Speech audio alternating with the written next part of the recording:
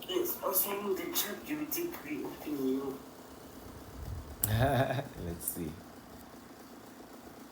Okay. Sure. So the velocity wave or wave speed, it's how fast the wave travels along the spring or string. So if you're sending a ripple across a long rope, how quickly the ripple moves depends on a couple of things. The tension being how tight the spring is. So if it's pulled tighter, the wave moves faster. And if it's looser, the wave moves slower. So think about it like the strings on a guitar. Okay. I guess the sound comes out nicer when the strings are well tight, yeah. And if they're loose, the sound doesn't come nice. So the sound is a output also of the velocity.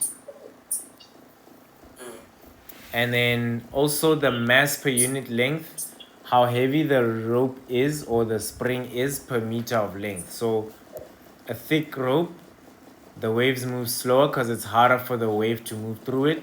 And if it's a lighter rope, the waves move faster. So I think that more or less sums it up. Okay. That more or less sums it up. And that relates to our initial two statements.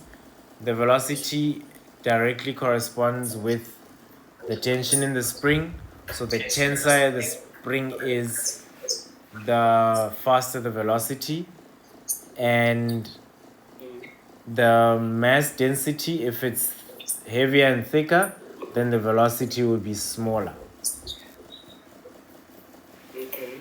Yeah, so that question, we've answered it. It's B. Then back to our tab here, 1.2. I'm just gonna, so I'll share this with you and then I'll draw from here. So we've got a diagram. There's rest position and there's our wave there. Okay. And our wave has a frequency of 5 hertz. Did you just like calculate that just by looking at it? Oh, no, it's on this thing here. Yeah, it's on this thing here. So this here is point X, and let me just, and this point down here is Y, and I believe it corresponds to the depth of the crest. Okay, so it corresponds to there. So the question is,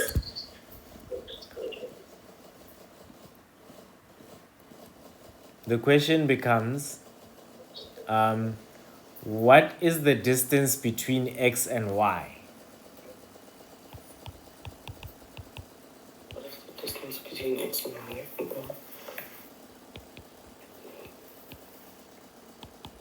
What do we call it? The amplitude. Remember, the amplitude is from the rest position The rest position. Okay. to the crest or to the trough. Then if it's straight from the crest to the trough, is there a different name for it? Let's look at these options here because it's multiple choice. We've got the wavelength, we've got the amplitude, we've got the period, and we've got twice the amplitude. Oh, okay. And it would make sense to me to say twice the amplitude. Excellent, 100%. Because that's the only answer that makes sense. Half that distance is the amplitude, so then that whole distance becomes twice the amplitude. Yeah. And then 1.3 asks us the distance between, let me share here. I'll just read out from here and then I'll switch back to it. Ne? The distance between two consecutive crests in a wave train is 8 centimeters. So we've got a wave train.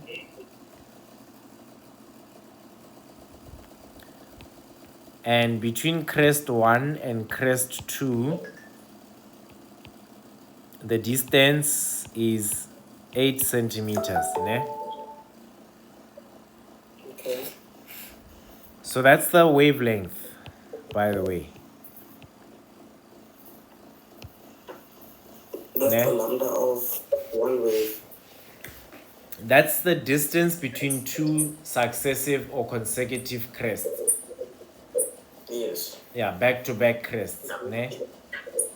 Mm. If two complete waves pass a point in 1 second, so lambda is 8 centimeters, and two complete waves pass a point in 1 second. So in other words, this space here,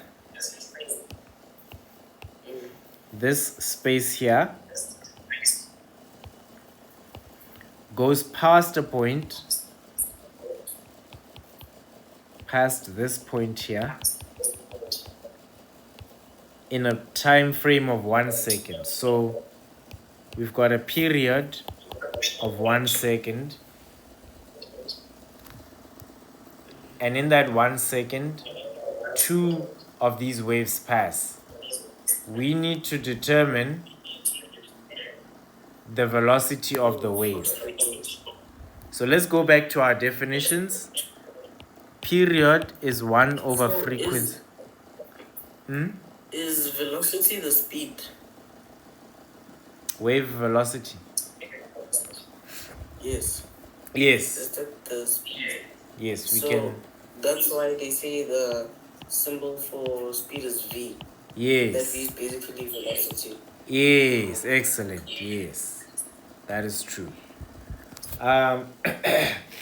Remember, the formula for period is 1 over f, and likewise frequency is 1 over t. Then what's the formula for wave speed? It's not lambda times. Let me check. Lambda over period or lambda times frequency? Yes. It's a multiplication. It's a multiplication. Yes. Okay. So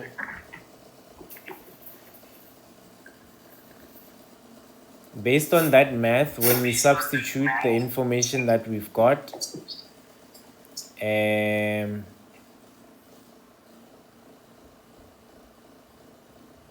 what do you think? About? Sorry, I didn't hear you. So my question was, if we have that wavelength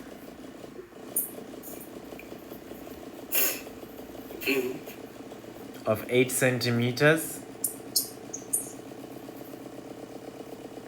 and we've got a period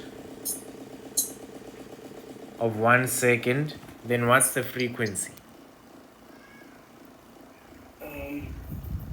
Oh, no. Two of those 8 centimeter long waves pass a point in 1 second. Remember, sorry? What was that? Yeah, two of them. That's a very important piece of information. So basically 16 centimeters in 1 second. Okay, that's good. How did you work that out? Because that orange box only holds one wave. Yeah. And we're saying that two of the waves. So basically 2 lamps. Okay. Pass the box within a second. So in other words, the wave speed would be 2 times lambda over the period, 2 times 8 divided by 1, which is 16, and we've got centimeters per second.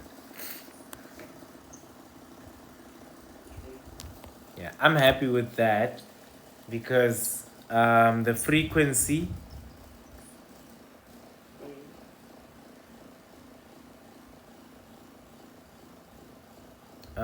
so for one wave it would be just 1, but for the two waves, it would be, the frequency would be 1/2 hertz.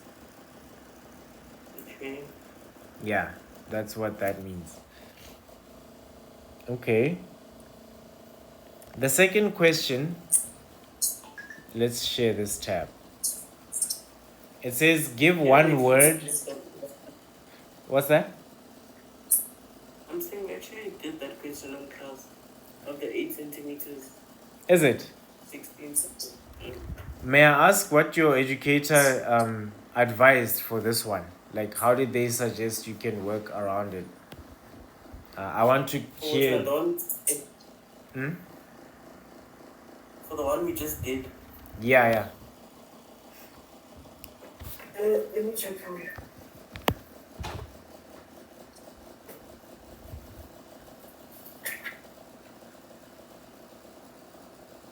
So what we had said was, oh no, it wasn't exactly that. It was just the same numbers. It says 8 waves pass a specific point in 16 seconds. Oh, okay. It's the one we were doing was last time. Yeah, it's one we're doing it. It's only the frequency and the period. Yeah, yeah. Okay, it's similar to the one we did last time on Tuesday. Yes. Okay, but you must ask your educator as well what they think of that solution or that answer. For the one we did. Yeah, for this one and the one you just mentioned now, which I think we touched on Tuesday. Oh yeah, no, I did do it and I got it correct. You got it correct. You did it the same way we did it in our class. I think so, I'm not sure. Not sure. But I think so. Okay, that's yes, fine. Because, the question where I had to determine the period, I had said t is equals to seconds over waves. And then they want us to specify whether our units are seconds or per second. Anyways, equals to seconds over waves. And that was 16 over 8, which is 2 seconds. You said, explain that again. I want to hear. I said t is equal to seconds over waves. Seconds over waves. Yes, so that was 16 over 8. Okay. When you say seconds over waves, may I ask which formula you're referring to? The one for t, time. The one for the period? Yes. Okay. Yes, so periods is equals to 6 seconds over waves. Which is 16 over 8. And your final answer is 2 seconds. Okay. Okay. I just want to make sure I captured you correctly. So, let's switch to here. So you're saying T is equal to seconds over waves, or seconds divided by waves. Why do you say seconds divided by waves? That's seconds over waves. No? Okay. Is it the other way around? Yes, like that. Like that.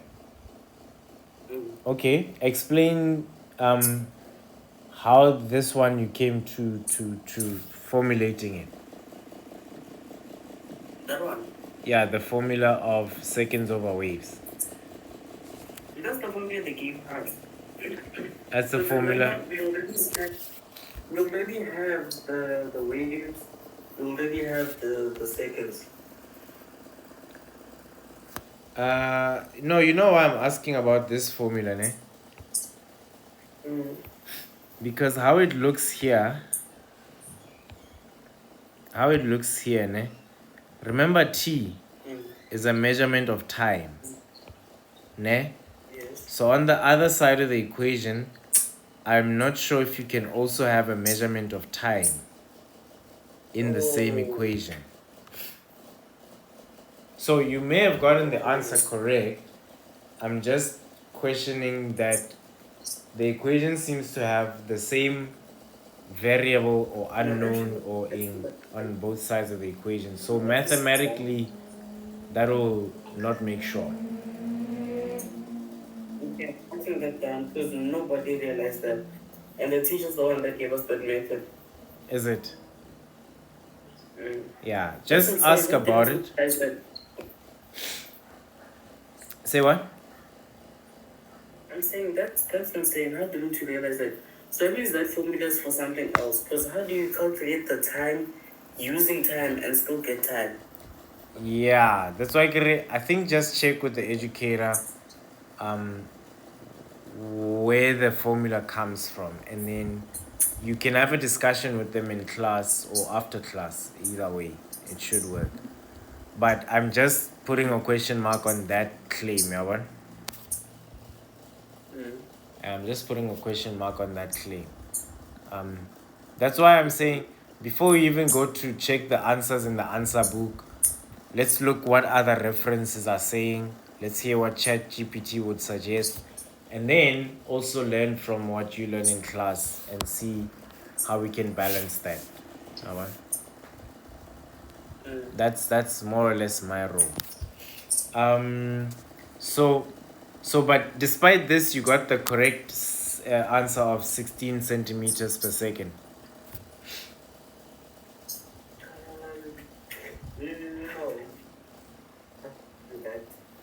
It wasn't asking about distance. It was only asking about the period and the frequency. Oh, okay. Unless Mm.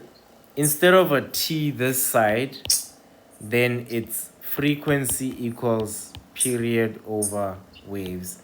But Lorna, I would be doubtful of this formula because Mm. the definition here, period, with respect to frequency, they are inversely proportional. Mm. So inverse proportionality just means as the one increases, the other decreases, which makes sense here because in 1 second, two of those waves pass.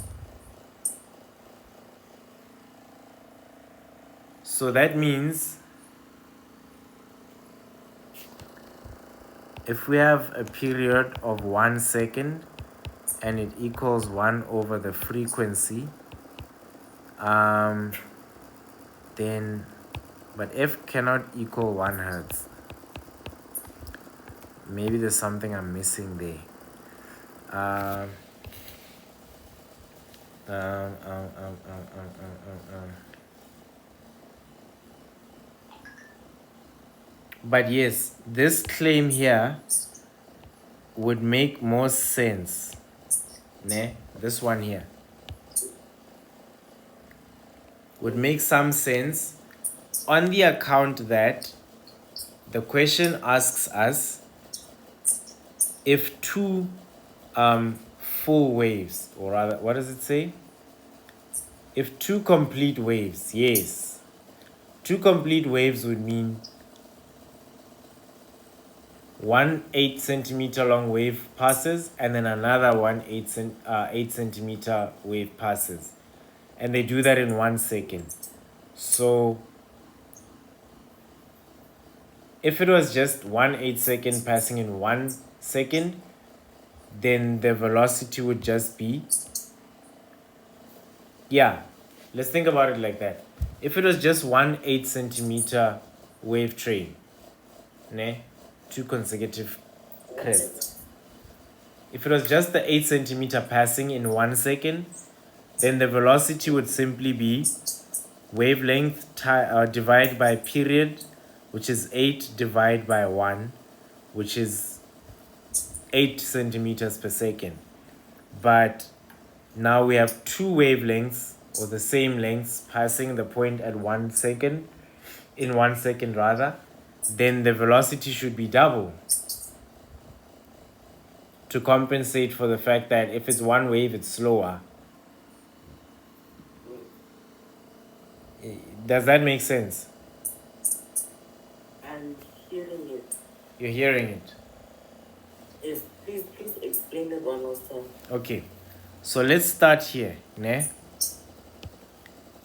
Say we've got... So let's say we have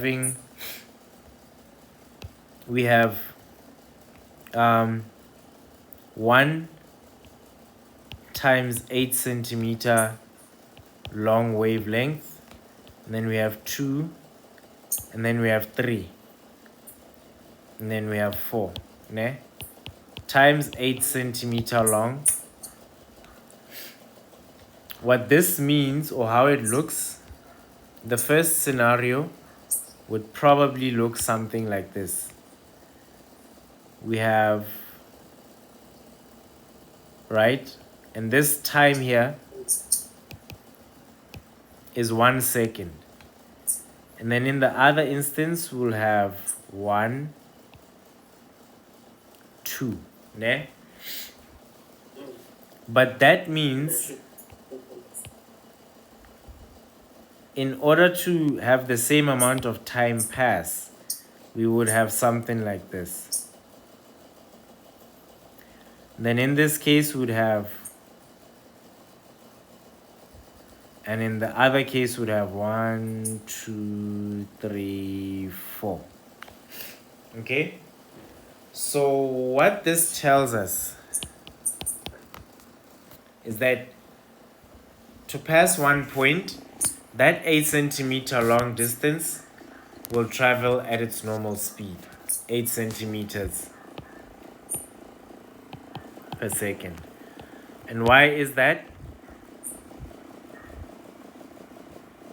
It's because, let me just zoom out a little. And this is because if we take the velocity as gamma divided by the period, gamma is the wavelength. Oh, sorry, not gamma, lambda is the wavelength. Lambda is the wavelength. But remember, each 2 crests take 8 centimeters. Now we've got 2 of those wavelengths in the same time for the second scenario. For the third scenario, we've got 3 of those wavelengths. And for the fourth scenario, we've got 4 of those wavelengths.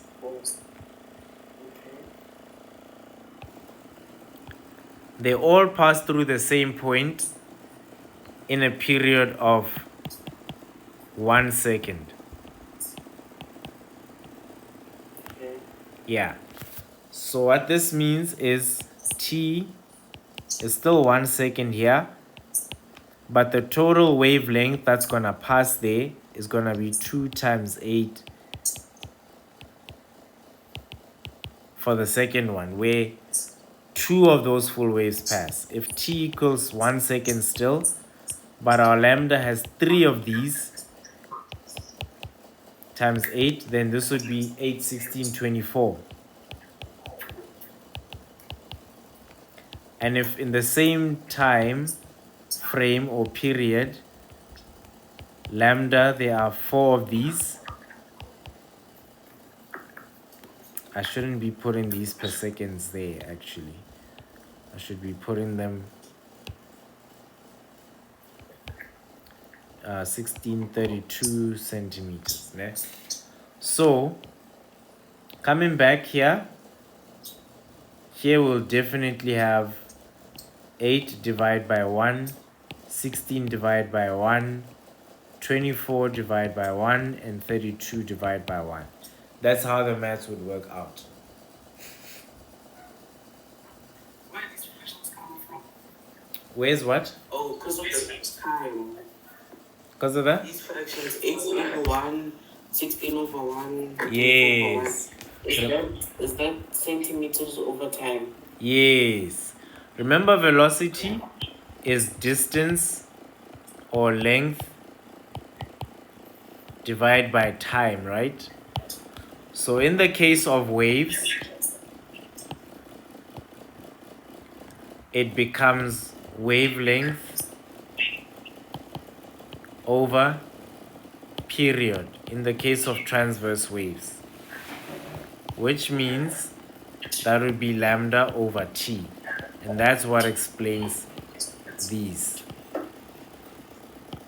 Okay. Yeah.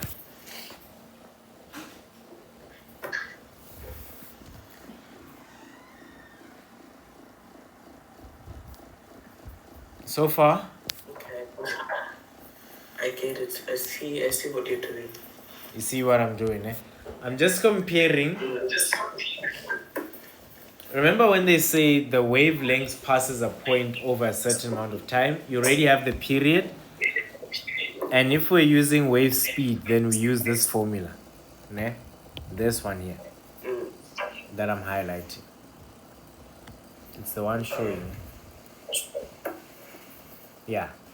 So when we're talking about wave speed, then we can use those wavelengths. But when they say passing a point, we have to think as though the wave is traveling past, let's say, past a line that you are seeing in the middle of your eyesight, your line of sight.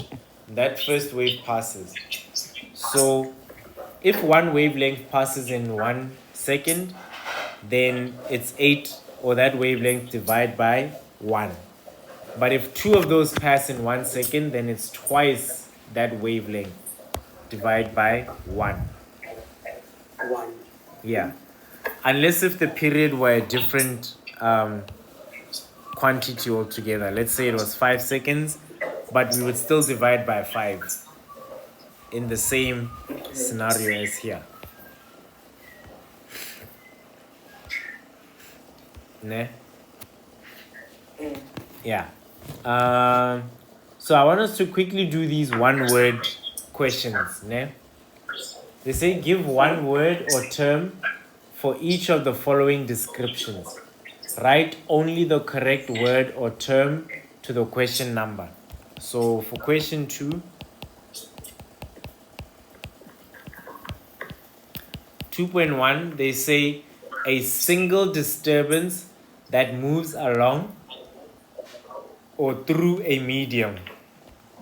What would that be? Sorry? A single disturbance that moves along or through a medium. Yes. What would that be? Yeah. If we were to give it one word, it's a pulse, ne? Okay. And then the next question, die volgende vraag, hulle vra ons, wat are the actie? The rate of change in the distance that an object travels. The rate of change in the distance that an object travels. The rate, Rate of change the of rate distance. of The rate of change of distance. Yeah. How quickly the distance changes depending it's on. per second. Yes. Okay, but this one is not necessarily due to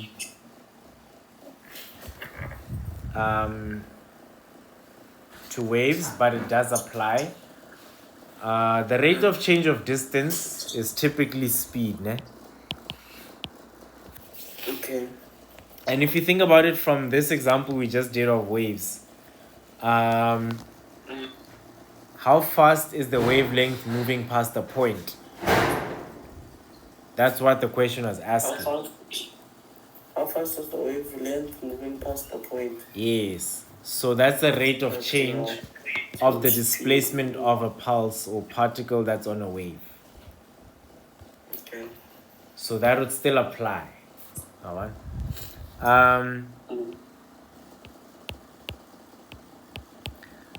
2.3, materials that can transmit an electric current, although that's not necessarily for waves, that would be, what do you think that would be? That's more of like power systems. Just the material that like Can conducts. transmit electric current, yeah. That can conduct. That's what the question's asking. What would you... That's more like, if we're talking grade 10 subjects, that's power systems. That's electricity, yeah. Electrical engineering. So we can call that conductors. Oh, hey, I would have said copper. It is a conductor. You probably get half a mark for saying copper. But the generic or general word... Sorry? Because that's an example. Yes, copper would be an example. But the word that would include copper in it, or generic or a general term, would be conductor. Conductor. Yeah. Okay. Yes. The place on a wave where the particle displacement has the maximum positive value. So you've got a wave there. Displacement, remember, is movement, ne? Yes. So where we have a positive, an absolute positive maximum. Yeah, the positive has to be the crest. Yes. So it's the crest on a wave, definitely. Eh? They can ask me these questions in the exam. Typically they would. I wouldn't be surprised if they even ask you in the test. Okay. The phenomenon that occurs when superposition results in greater displacement of particles in a medium. Woo! That sounds like high grade stuff or pure physics. Hi, yeah, I didn't think of that one. Constructive interference. Oh, yeah, we did kind of about that. We learned about constructive interference. It's when the two pulses go into each other but on the same side of the rest position. Okay. Say that again. So basically, so when, let's say, pulse number A is going towards the right and B is going towards the left, and they're on the, let's say, the positive side of the rest position, right? Okay. Yes, when they collide into each other to build a bigger wave, we call that constructive interference. But let's say... Oh, so like when speakers' sound complements each other and the sound is even more. Yes. Okay. And then when pulse number A is on the positive side of the rest position, moving to the right, and pulse number B is on the negative side, moving to the left. So we're still going towards each other, but on different sides. When they collide, well, not collide, but when they get to each other, that creates a smaller pulse, and then it's deconstructive interference. Okay. Where did you learn this? In class. That's very impressive. Well, they didn't teach us this in class. Like, I had to go through my textbook to learn understand it. Okay, that's very impressive, young man. Keep that up. Keep that up. Thank you. All right. And then electricity that does not move around in a circuit, what would that be called? I have no idea. Electricity that does move, I don't know, still current? It is static. It's called static electricity. Oh. I wouldn't have thought of that. So it's kind of like... So it's electricity that doesn't move. Yes. Okay. And then the next question is... Give one word for the ability or capacity to do work. The ability or capacity to do work, yeah. Work. That one's pretty straightforward. Really? Yeah. The ability or capacity to do work. Yes. When you think about Physical energy, sense. the definition you learned for energy, what is it? I don't know, potential energy. Okay, that's one type of energy. No, kids. I would say. Energy. Energy is No. the ability to do work. That's the definition of energy. The ability to do Okay. work. Yeah. Oh, so the answer is energy. Yep. And then lastly, Okay, yeah, it makes sense. it makes sense. Why do you say that? Because having energy, like you have the capacity to do something.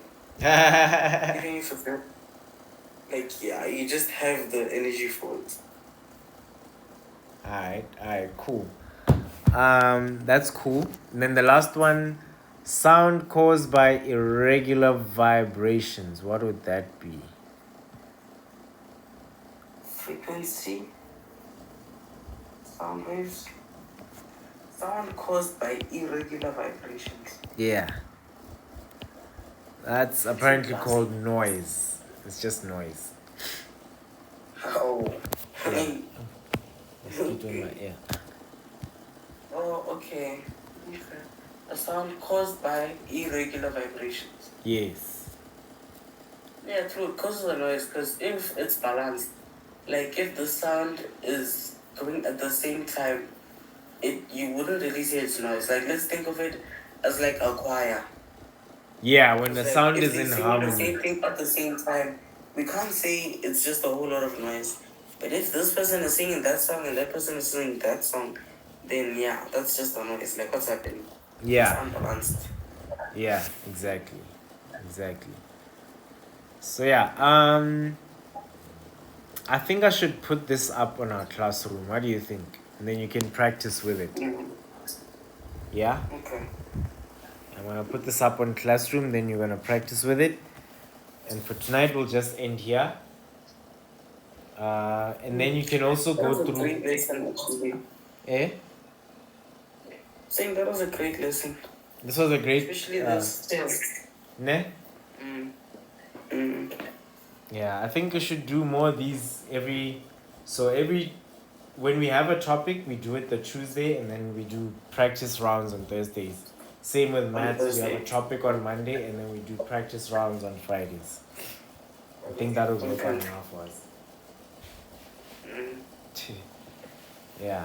So anyway, anything else for today? No, but I'm definitely going to ask my teacher about that whole time is equals to time over waves. Yeah, just check with him what he meant by that. Just ask, sir, what did you mean about this? There's something I'm not getting. Yeah, just ask about that and seek clarity from him. Maybe he'll explain what happened. Yeah. Alright, young man, I'll see you tomorrow at 6. Okay. Sharp.